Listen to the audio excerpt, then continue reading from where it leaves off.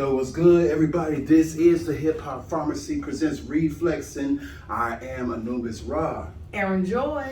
And we are giving you the remix of this show. For those of you who have been following us in the previous years, we're back. And it's a slightly different broadcast. This time is not a radio broadcast, it's video right here on YouTube. So, like, comment, and subscribe. Hit us up on YouTube for future videos. We also will be doing a short form video, which is about 3 minutes, and that will be on TikTok. So, today's episode of the Hip Hop Pharmacy presents REFLEX'IN is all about hip hop. As you know, this is the 50th anniversary of the culture. And because it's the 50th anniversary of the culture, you're going to see a lot of stuff revolving around hip hop out here. You saw it on the Grammy Awards. You're probably going to see it on the American Music Awards. You're going to see it on the BET Awards and so on and so forth. You're also going to see a lot of magazines jumping on the bandwagon like Billboard recently did about their top 50 MCs and top 50 rap artists and so forth. And you're going to have some controversy with it. You're going to have people telling you who is hip hop, who is an MC, who is in the top 50. And a lot of the people that you're going to see making these magazine quotes are not part of the culture. So because they're not part of the culture, they can't really speak on the culture as a whole. So because we are actually part of the culture, Erinjoi is an MC, been in the game, knows what she's doing, has been performing throughout the country. So we know the culture. I'm a DJ. I'm also used to be an MC as well. So we go back to different points of the culture. So I'm gonna ask my co-host, when did you fall in love with the culture? Well, hold on one second. Let me get it together because I'm dinging over here. Hold on, dinging.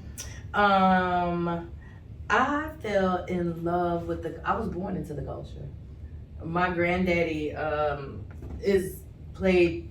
my granddad was on this show I can't even think, and I have to ask my aunties and uncles, but my granddad used to play like all the instruments at once. It was like the Dick Van Dyke show, but It wasn't Dick Van Dyke. So I was born into music. I've been singing all my life, rapping since grammar school.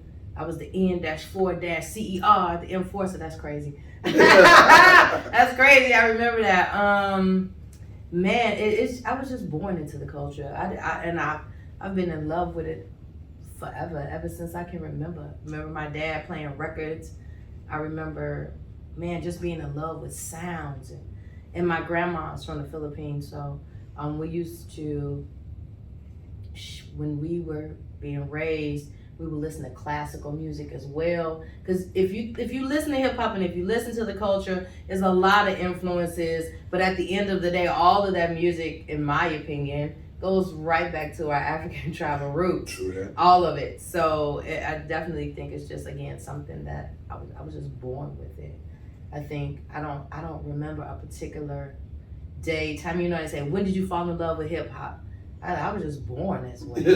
I really was. Now, you asked me who my favorite MCs are. I got some questions. Some answers for you. But when did I fall in love? Man, I was born into the love of the culture. True. With me, I'm in my 50s, so I fell in love with the very early ages of hip hop out of New York. And being from the West Coast originally, I'm from LA, and we saw what DJ Kool Herc was doing in the South Bronx. I remember the Furious 4+1 and Sequence. Big shouts out to Angie Stone, because a lot of people don't know Angie Stone was an MC before she was a singer. Mm-hmm. And I grew up really first falling in love with the culture through the graffiti artists. That's how I really started falling in love with the culture, because of the art. I was an artist. So when I saw writers like Zephyr and all them cats bombing the trains and bombing whole walls. And then you saw, you know, I saw the movie Wild Style, and I saw Remo, and I saw all the art. I'm like, wow, this is art that I could get into because it's abstract, but at the same time, it's not that traditional boring art that you see in like the Louvre or in, you know, art museums. It's really art for the people on the streets. And then the DJing, which is the first time I got directly involved with Cut Creator. And, you know, the first time I heard DJ Jazzy Jeff scratching and Jam Master Jay, may rest in peace, and what they was doing with vinyls and Technique 1200s. And I was like, I got to do that. So I remember buying my first set of Technique 1200s, and I had a new Mark mixer. That's how I learned how to DJ. And on that, I remember the first time my mom saw me, she was like, you ain't gonna mess up all my records. I'm like, there's a thing called slip mats. It don't scratch up the vinyl. And then I started going to record stores and stuff and buying double ups on 33 and the thirds and things of that nature. And that's when I started scratching. I didn't get into MCing until shortly after. And it's good because by me being from LA, I saw when it first came there. So I remember seeing Ice-T when he was a B-boy before 6 in the Morning ever came out. I remember seeing Fred Berry, may rest in peace. Fred Berry, who a lot of you may know as Rerun from What's Happening Now, was known as Penguin, and he was part of a Up Rock crew. So we used to see them in the clubs, pop locking. And then we would see him on What's Happening, like, whoa, he's actually on What's Happening on a national TV show. That's big. A lot of people don't understand how big that was. We watch What's Happening Now, and we watch What's Happening Again. Is it What's Happening Again? And yes, rest in peace. Because I dance too, right?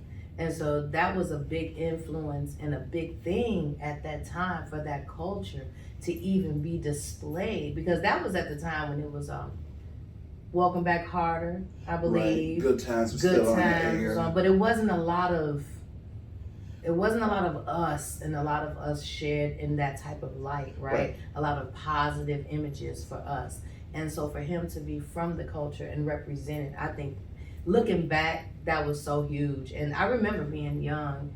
I remember being a little girl running to watch that show. And now as I'm sitting here in this moment thinking about it, that was some really great television that we had. And if you think about the storylines and what they were trying to display and come across, it's way different now. Right. It's way different. So when you talk about 50 years in hip hop, for me, and speaking on Rerun, as a female in hip hop too, because you didn't see a lot of females in hip hop as well. I'm from the behind the scenes. Like I worked a lot behind the scenes in the music industry when I got older and in school. But those influences, to see Rerun on, like you said, What's Happening Now, to see him on TV, that was huge. I just want to acknowledge that. That was so huge because, I mean, now it's the internet, it's YouTube, it's this, it's that. You can jump online. We got BET Plus, We Plus. We can make our own TV station, and you know what I'm saying? Exactly.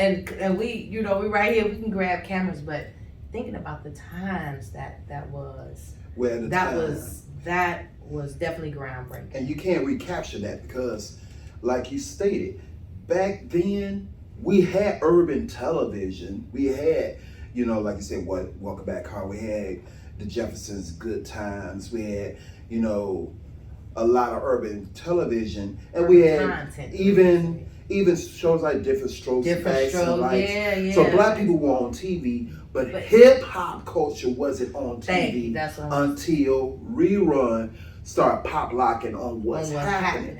And then we didn't see hip hop again really start slowly showing up on TV series until the Cosby Show started doing it. Yes. When we started seeing, wait a minute, Lisa Bonet, who played Denise, was listening to hip hop. Theo was listening to hip Yeah, hop. remember Then that? Theo had the pump high top fade with the overalls with the airbrush. And we was like, he looked like a member of Bill Duval. Yes. So now we start seeing hip hop actually being involved in series, in sitcoms.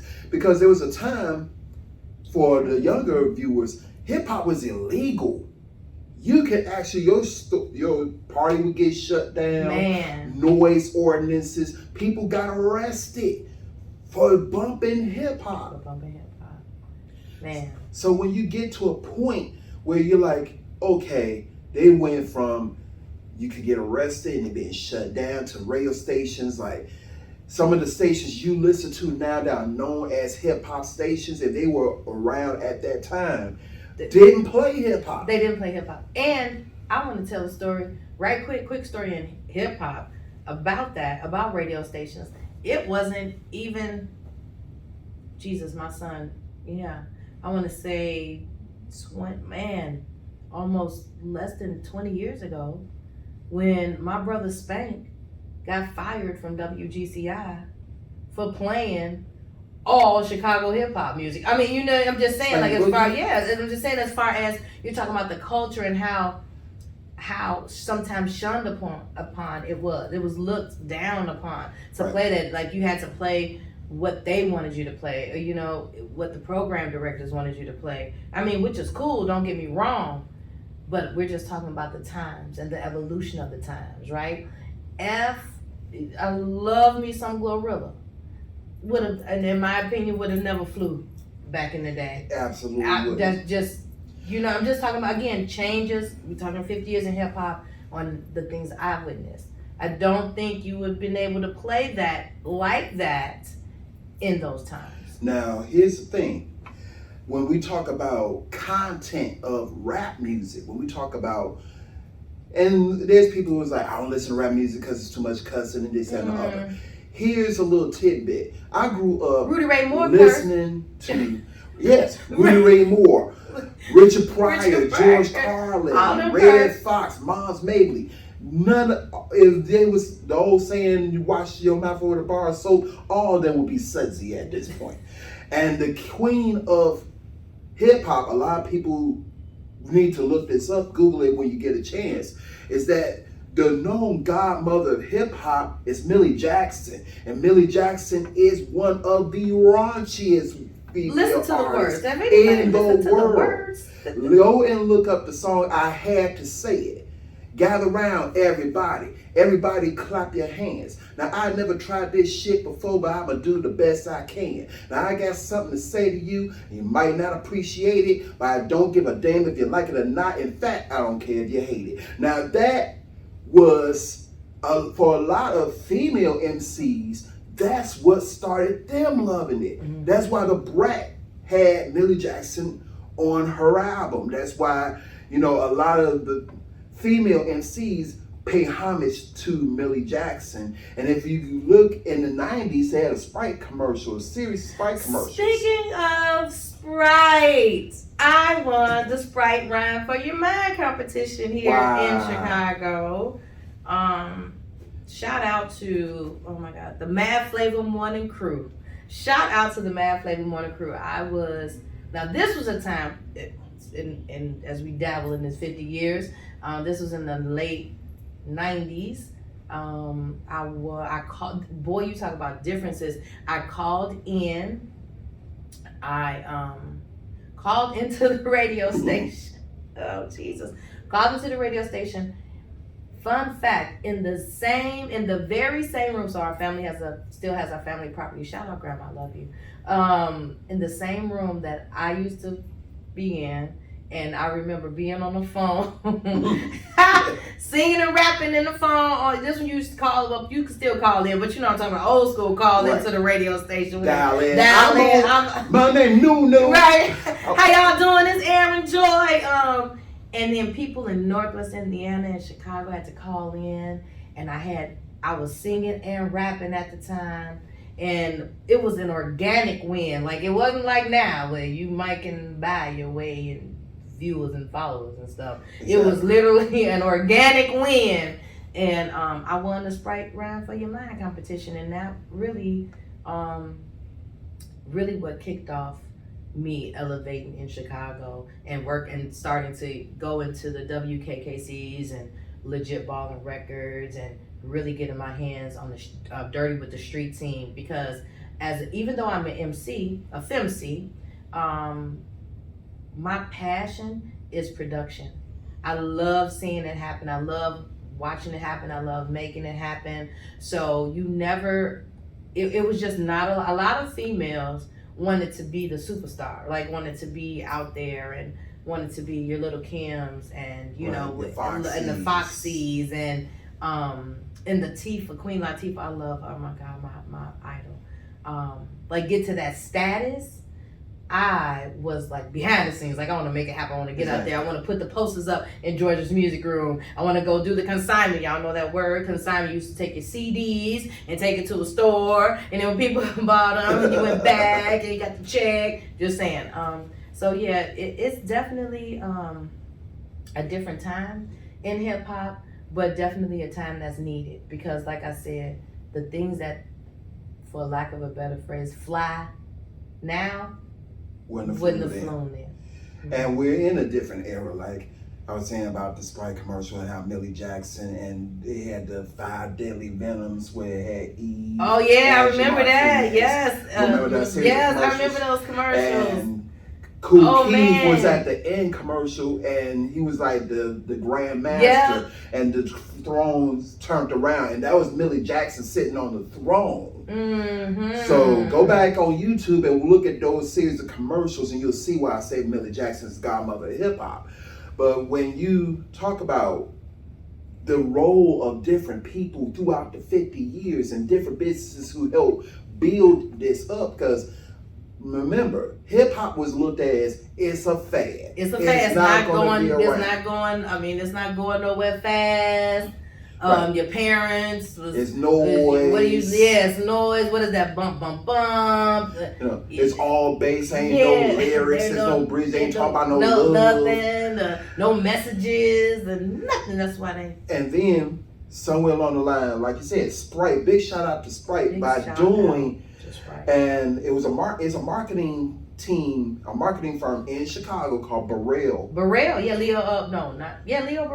I think it's Leo Burrell. And they are the ones who had the Sprite contract, which they started doing those hip hop Sprite commercials, the Tribe Called Quest commercial, the KRS-One versus MC Shan in the rings promoting Sprite, the Voltron commercial with Sprite, the 5 Deadly Venoms. So Burrell helped, a black firm here in Chicago helped to put hip hop out there to the masses. Then you had, like I said, different sitcoms. Soul Train was a little late coming into it, but they eventually came into it when Don Cornelius got to a point where he was like, hip hop is actually, a here viable to stay. thing. Yeah, a viable commodity, right? American Bandstand kind of played with it on a commercial level. We'll talk about that in a later episode on how industry tried to commercialize hip hop to make money off of it, even with certain movies like Breakin' and Breakin' Electric Boogaloo, which really were not true hip hop movies per se, because it wasn't from the culture, it was from the industry.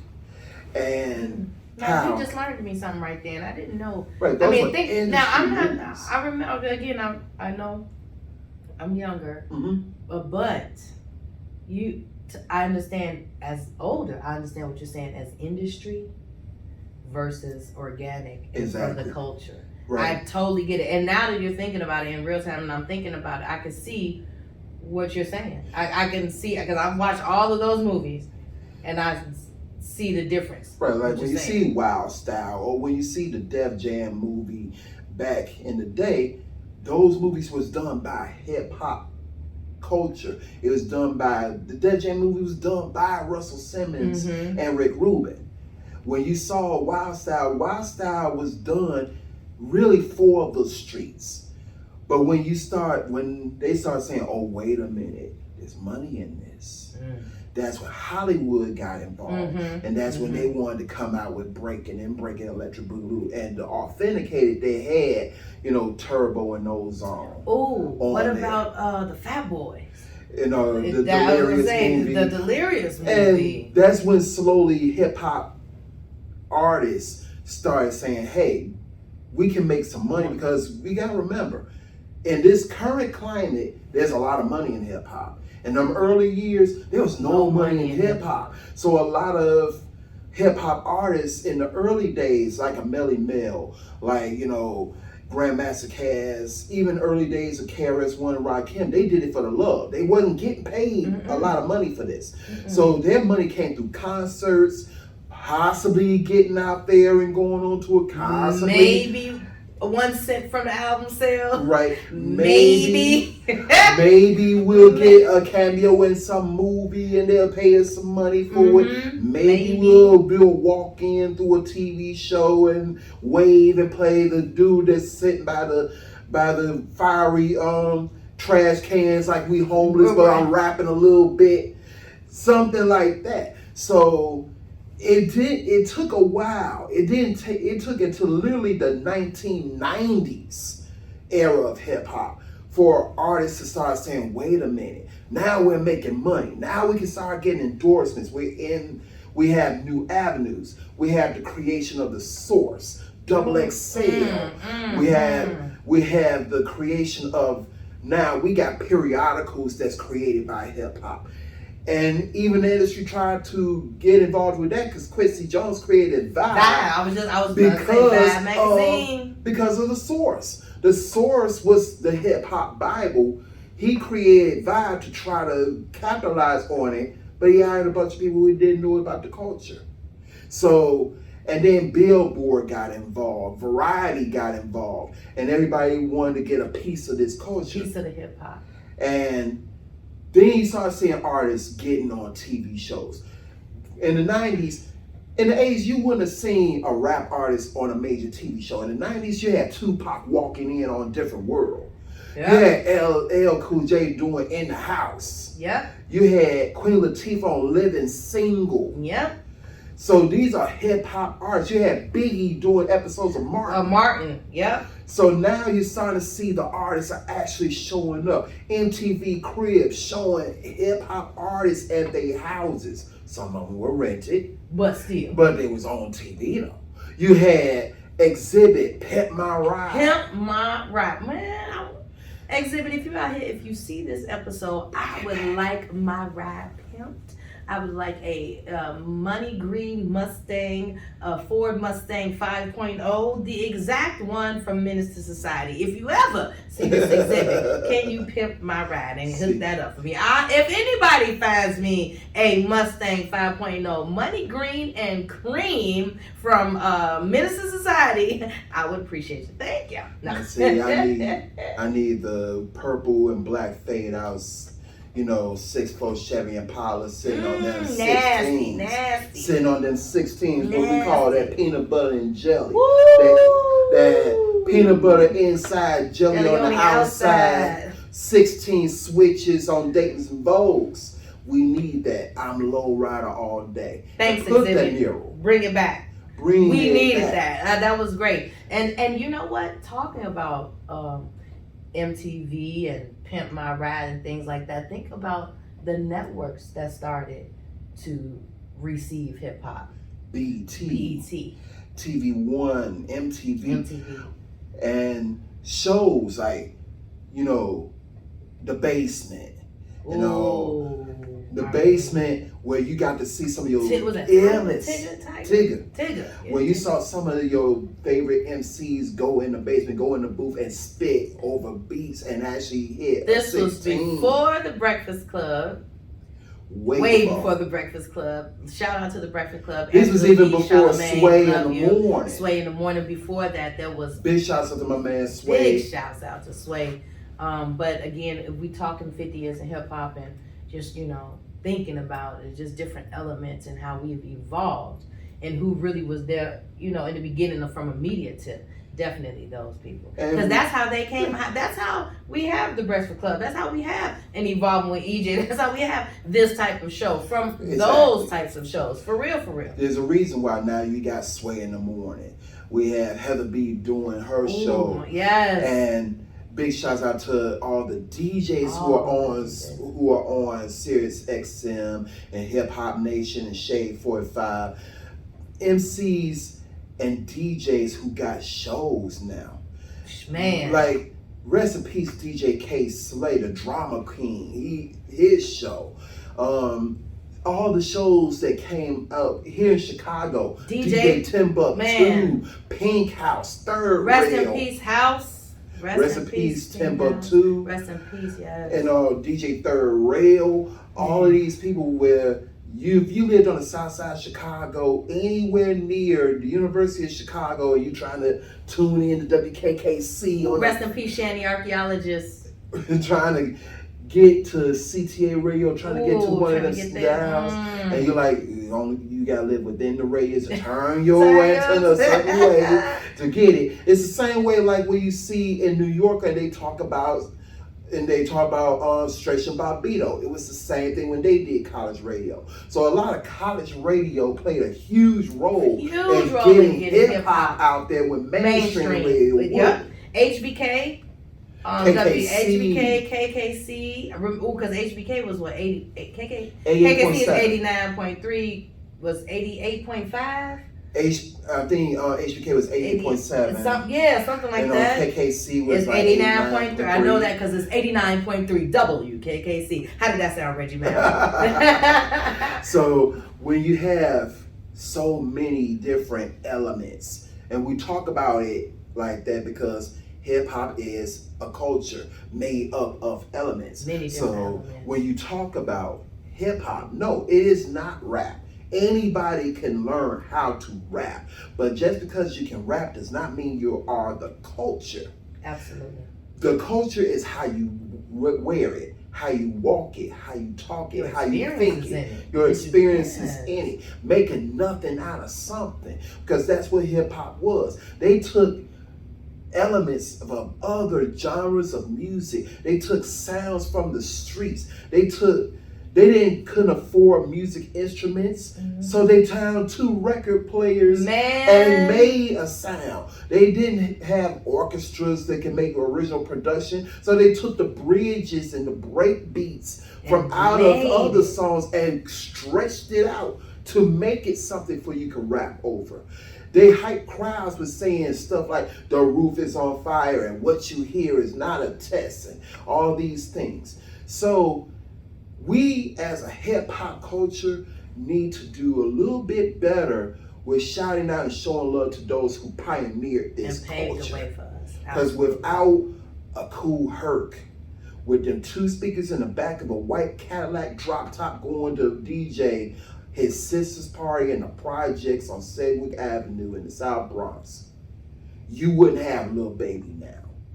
Or the baby, or your baby, or all the babies. None of the babies, none of the littles. None of the babies and the littles. None of them would exist if it wasn't for Kool Herc. The Grandmasters, Kaz, all these guys who had Grandmasters, because it's funny how much things change, how much things stay the same, because the big thing was if you were trying to be an MC and you wanted to get a rap name, you had to put Grandmaster up there. Grandmaster C, Grandmaster OG, Grandmaster Kaz, Grandmaster E. Then you had to be the Blast Master, the This Master. Now it's babies, littles. Yeah. So the babies and littles don't bother me as far as a title because we had that back then. We had the grands. Yeah. We had the grands.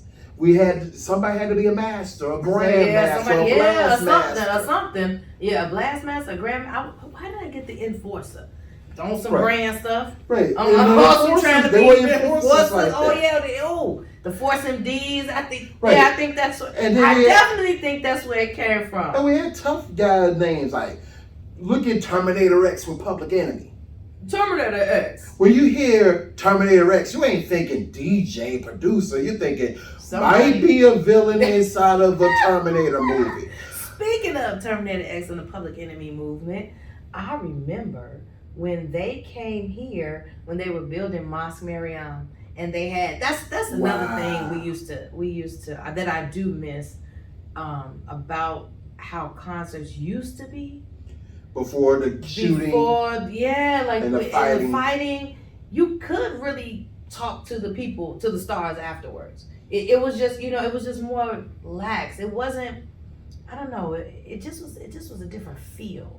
It was more organic. I just remember being there, being able to enjoy the crowd. I mean, enjoy the music, the crowd being cool. You know what I mean? Right, the artists were able to interact with the crowd directly. And it wasn't 50 million bodyguards. That's what I'm talking about. I remember we went, the best concert, hip hop concert, in fact, the best concert I've ever been to. Right.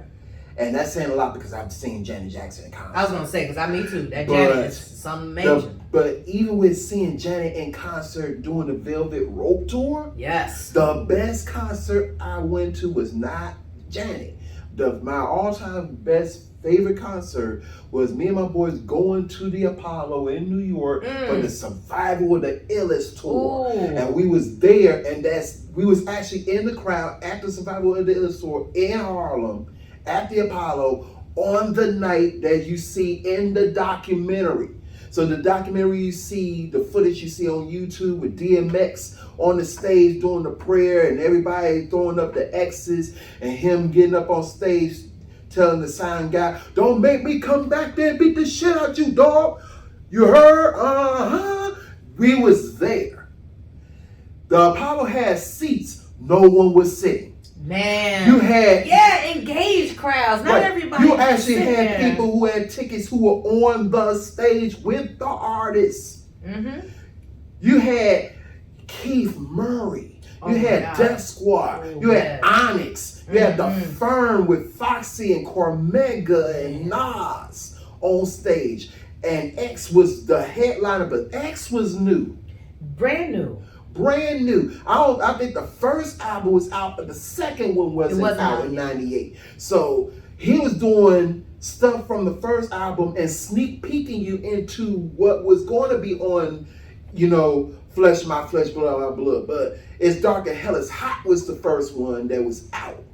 And I remember seeing him in The Source, Dark Man X. Oh, I remember this. I wish I kept all my stuff from my wall when my mama made me take it off the wall. Right. Do y'all still decorate y'all rooms with hip hop stuff? I would like to know. Somebody out there, is there a 16-year-old girl who got a bunch of the Baby and Lil Wayne concert pictures and drinks on their wall? I'm serious. I would like to know. Did we lose? The only reason I say that is because right now I do not know everybody's phone number. It's just like evolution. What part of the brain what happened to that part of the brain when Sometimes we knew all the numbers, right? Because of the advancement of technology, right? So you had to go to the record store, go find the magazine, go make sure the magazine had the poster in the middle of it that didn't nobody take it out of it. Right. And so that you can get, your artist on the wall. Do they still do that? Or is everything on the phone? I would like to know. Can you give us some feedback? Because that was part of the culture. Having your whole wall with all the artists on it. And having those tapes and going to an actual record store. That's what I'm saying, a record store. Tower Records and all the different record stores. Uncle George. Shout out to Uncle George. Shout out to Mr. Fletcher. May he rest in peace. And Fletcher's record. If you was up on the north side, Gramophone. Ooh. If you're on the south side and Roseland, going to Flame James. Mm-hmm. And going there on the Tuesday and looking on the little billboard wall to see what came out. What's coming out. Every Tuesday you're like, wow, that EPMD get ready to come out. But that LL get ready, and I only got $20, but I wanted, which one do I want to get? Do I want to get the E? Now, I do like that EPMD track out there, booming system is got me. It's got me, right. So, I don't want to, and then you just say, I'm not gonna buy both of the albums. Here's what I'm gonna do. I'm gonna buy the maxi singles, and then I'm gonna work some overtime at my job, right, and then I'm gonna get both albums. That way, I got both of the albums and the maxis. Do y'all buy records? Look, These are questions that I know as a consumer of the culture the and the aficionados. evolution of hip hop over the past 50 years. I would like to know: do y'all still buy vinyl? Not the DJs. I'm not talking about the DJs. I'm talking about people, just consumers of the culture, because that's all we had. What was vinyl and the cassettes? And but do they make new records like that? They still make record players, because I see record players for sale on Amazon all day long. So they definitely still make them. Like that now? It's not. It's just culture. Again, just talking about the culture is just so different. I'm sure they do, but it's just like you said, that getting ready to gear up for that new release. We didn't have an internet to go to. You had to physically go to the record stores. You had to physically and hope nobody beat you to and bought up all the records. And it's so much. And also, we gotta talk about the fashion of the culture. Let's talk about now, here's what was interesting. On my way down here, I was listening to one of my favorite shows, which is a podcast called The Vault. And they did an episode about hip hop fashion through the years, and how mainstream fashion, we rocked it and made it hip hop, and how different hip hop artists and people in the culture created fashion. All those years, it started with, a lot of people think Louis Vuitton and Gucci is now a thing now.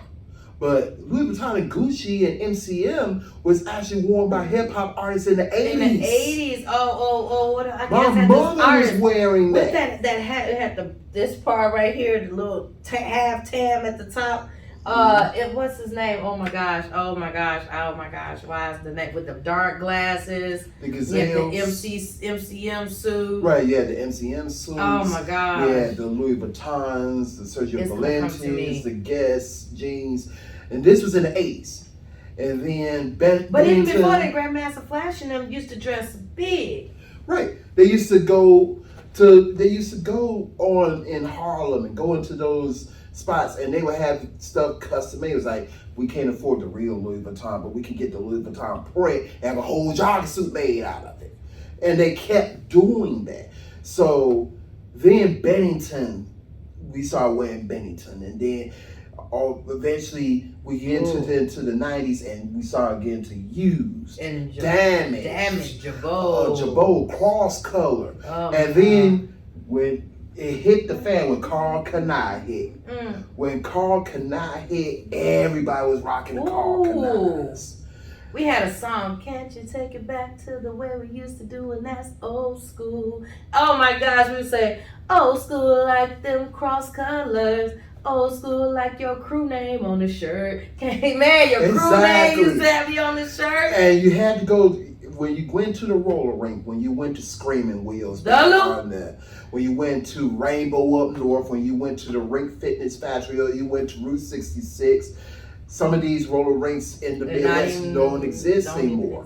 Out of the ones I just mentioned, the only one that exists is the Rink Fitness Factory on 87.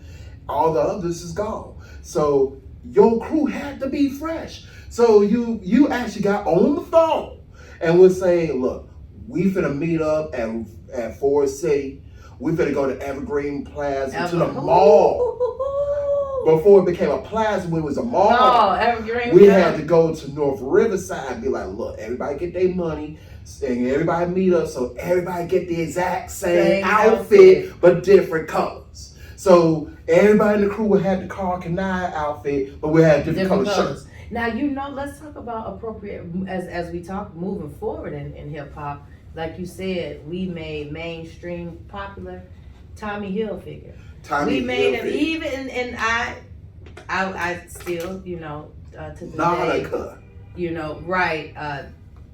don't know if the cultural rumor is true about him not making Tommy Hilfiger for us. Well, But there was I will always rumor, say, and it was a thing, and Tommy Hilfiger did suffer heavily because I remember what caused Tommy Hilfiger to be big in the first place, and that was Aaliyah. I was just gonna say Aaliyah. When she did the billboard with the Tommy Hilfiger outfit, every woman I yes, knew wanted to get that right. was like, right I want that Tommy. So that's just an example. I'm saying that when you talk about fashion, of how hip hop made mainstream relevant for the culture, because Damage used FUBU, Right. for us, by us. Like we say Carl Kanai. And even to this day, like when we think of Rockaway, when we think of Sean John, yep, when we Sean think John, of Baby Fat. Fat Farm, all of those was part of the culture. But then you had stuff that we rocked that weren't created for the culture, that we became right. When we started wearing Nikes, even back in the day when we was wearing the Adidas suits, and Run DMC was wearing Adidas Izod, remember Izod, Polo, but it ain't Polo though. Right. Though. Yeah, but Ralph Lauren didn't create Polo for the culture. Now it's Polo drip down, baby. Exactly. Even Wu-Tang said same old low sweater. Definitely, yeah. So, and then hip hop is the only genre that I know of that intersected and infiltrated every other entity and business. They made certain liquors popular. Yep. What since then, when have you known of a one genre of music that actually made certain liquor brands popular? Now that you think about, what we made popular? St. Ides. Right, we made St. Ides. We made Old English 800, Old Gold. Y'all called it Old English, we changed it to Old Gold. Y'all said St. Ides. We had St. Ides. We had St. Ides Special Brew. We had Crooked Eyes for the kids. We made Cristal popular. He messed up. We took it back. And Bust Around said pass the Cavassier. Everybody was drinking Cavassier. Then all of a sudden, folks started making Incredible Hulks. Now we made Alizé popular. We made Bel Air popular. Bel Air is not an expensive alcohol, but we made Bel Air popular because of Rick Ross. Yeah. Look at what we did with Ciroc. Diddy. Now that I have this platform, I just want to tell you that it is no. Let me tell you about that Diddy and that red Ciroc that he dropped that one New Year's Eve, and now I got a 10-year-old. Diddy, it's all your fault. If you ever see this, Sean Puffy Diddy Combs, you owe me $18,000 because that's how much that hospital bill was when I had that girl. It's all you and your Ciroc team and your marketing team's fault. Is it you talking about that watermelon one? No, it was berry. Woo! Oh. Okay. You weren't right, Sean. You weren't right. Evidently, it affected him too because he just had a baby. Well, yeah. Was he paid bills? Yeah. Sean, let me get something. Let me hold something because that berry Ciroc baby. So we call them the red Ciroc babies. Because he had one, you had one. There's probably a bunch of people watching this that had one. Diddy, it's on you for the culture. No. Right, the pina colada joint. That pina colada joint, y'all, you came out with the white bottle. I ain't got time There for was parties. All I'm gonna say, it was some parties. It was some parties. There was some parties, and there was a lot of women there, like Animal on the Muppets said, lots of hard living, lots of good time. Yeah. So when we think about the liquor companies, when we think about fashion, when we think about how we influence media, when we think about how we influence everything, movies, television. I'm just thinking nothing. There's nothing hip hop hasn't touched in 50 years. So ask yourself this now. What will the next 50 look like? What will we touch in 50 more years that we haven't put our hands on yet? Man, a hip hop spaceship. I'm gone, y'all. Hip hop spaceship. I'm gone on that one. So saying, we got more episodes of this coming up. We got reviews. We got a hip hop community on Mars. Exactly. What? Y'all not ready. We Y'all need, not ready. I need y'all to pull this up in 50 years. We need hip hop hotels. On we need Mars. a whole hotel chain. We need to bring Soul Plane for real. For and have real, a that's whole what I'm saying. airline. For real. This is your captain speaking. We're gonna be listening to Method Man while we're passing around the drinks. You will make it to Atlanta in about 2 hours. METHOD, man. So, with that said, you can catch us right here on YouTube, or you can catch our top 10 list, the short form version of the show, on TikTok. And coming soon, we're going to be bringing back the full radio show on Spotify. So keep us on. Keep us in your watch list. And keep us in your prayers, because like, comment, and subscribe. And we want to make sure that what we're doing, again, is for the culture and by the culture. True. We are the culture. And we do take support. You will be able to find us on Patreon. And we're going to be doing reviews here. Black liquor companies, black technology companies in general.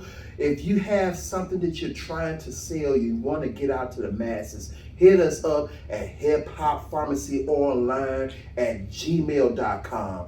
Send us your press release, send us your products, send us your information. Send us your gear. And we will not only rock the gear, we will talk about it, and we'll make sure that the culture knows who's representing the culture. Yeah. This is not a show for the faint at heart. This is a show for the real art. We are here. This is the Hip Hop Pharmacy presents Reflex, and we out of here.